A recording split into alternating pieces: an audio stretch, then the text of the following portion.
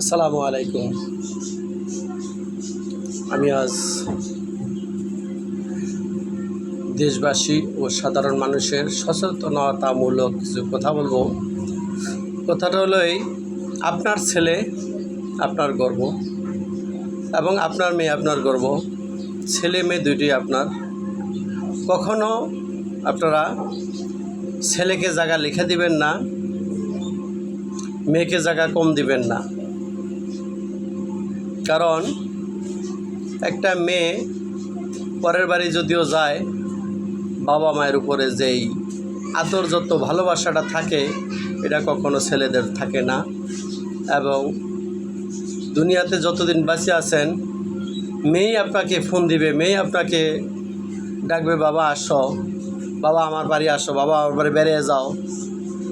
আপনার কোনো অসুস্থতা, আপনার কোনো শারীরিক সমস্যা শুনলে মেয়ে সবার আগে দৌড়ে আসে, স্বামীর সংসার রেখা হইলেও আসে।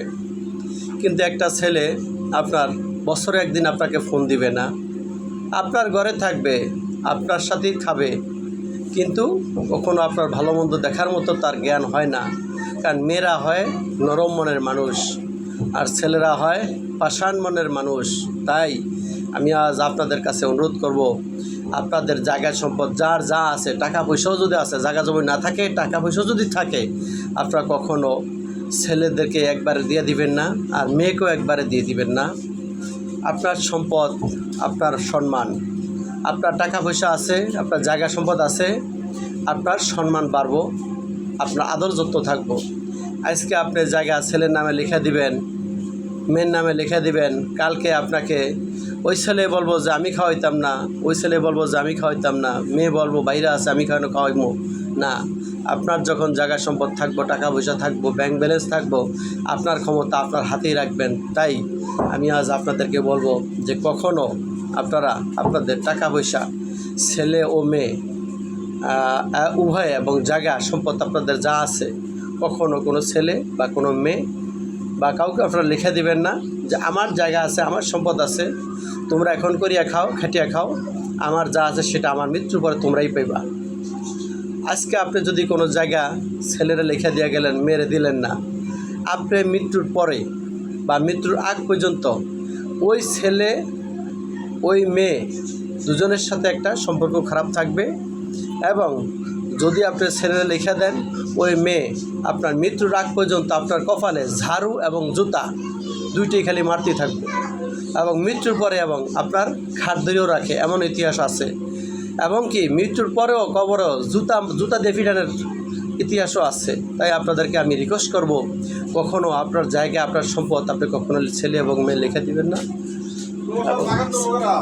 ওই তো আরা করতেছে মামা।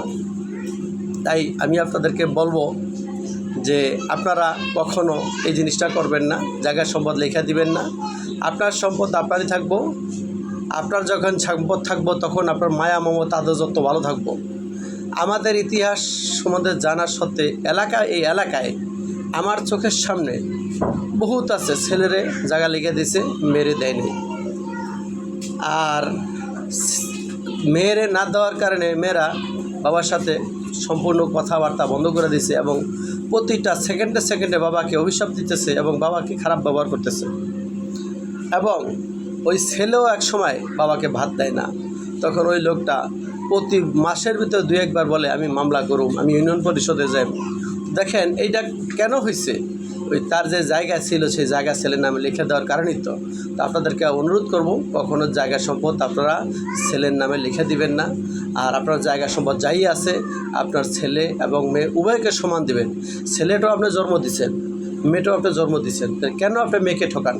আপনি কি মানুষ না শুয়োর না জানোয়ার?